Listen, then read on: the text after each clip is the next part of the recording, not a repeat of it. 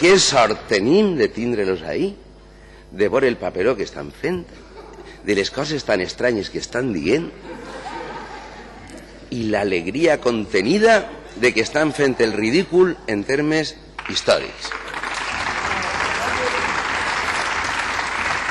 I aprofite esta trona per dir una cosa. A mi m'agrada més la gossa sorda que David Bowie. Jo era admirador del senyor Nadal abans de ser el diputat i jo també. Li vaig demanar permís per a poder escriure unes col·laboracions que tinc en la premsa com a Camalls mullats perquè crec que és la cançó més bonica que s'ha escrit en la història de València sobre la ciutat de València i la cançó d'amor més bonica que hi ha. I sobre temes...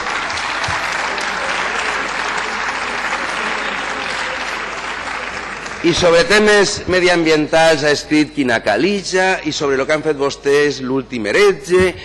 Mire, la dinàmica dels nostres veïns i conciutadans no és la que volien fer vostès en abril aprovant aquesta llei.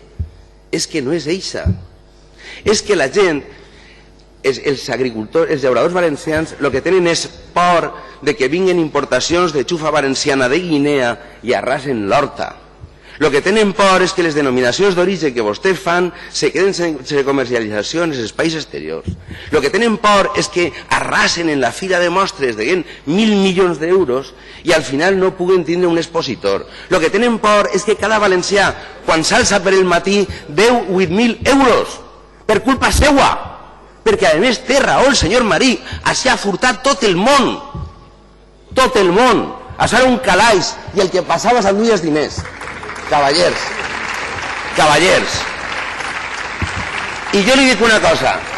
Jo mai l'he vist a vostè en la pilota valenciana. L'última vegada que aní me donaren 15 a Jaumet i vas guanyar 50 euros. Jo m'he criat en un pare de Carcaixent, una mare d'Alzira. Ha parlat valencià perquè mon pare i ma mare tenien vergonya de parlar entre ells i de parlar als seus fills, i als 15 anys vaig tindre que anar al Miquelet a aprendre valencià perquè no sabia. Però jo estime tant a este país que me pareix miserable que vostès vulguin enfrontar a uns i a altres permanentment. Permanentment.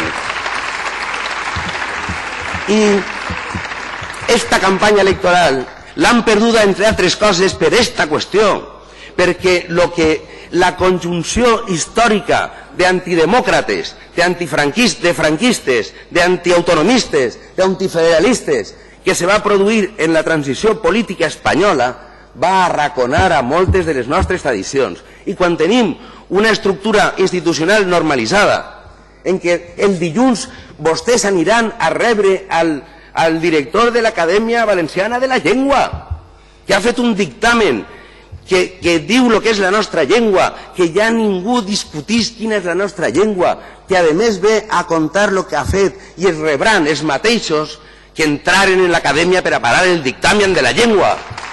I no entenen que és impossible tindre una llei de senyes d'identitat en què el més noble que tenim, que és este Parlament, que és el Consell Valencià de Cultura, que és l'Acadèmia Valenciana de la Llengua, estiguen fora d'això. I vostès compten en una espècie d'observatori de policia d'uns sentiments i d'unes coses que sols vostès defensen. Vostè creu que vostè és més valencià que jo? Vostè ho creu? I que el problema d'este país és el senyor Marsà quan digui una cosa no sé quan, o el senyor Nadal? Això és fam, això és ganes de treballar, això és ganes de tindre una vida digna i no aquestes tonteries que estan duent en este Parlament. Moltes gràcies. Muchas gracias, señor Mata.